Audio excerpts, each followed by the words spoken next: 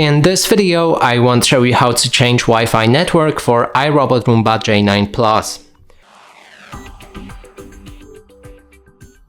To do this, first we'll need to open the product settings inside the iRobot app, then navigate to the Wi-Fi settings. Right here we can find our Wi-Fi to which our robot is connected. You can click on it and then find reconnect or change Wi-Fi on the bottom. Change Wi-Fi, then you'll be able to proceed with the setup. And now change Wi-Fi network again. You'll be able to connect to different Wi-Fi network on your phone, and after that it should automatically connect it with the robot as well. And that's it for this video. Hope you like it. Please consider subscribing to our channel, leave a like and a comment below.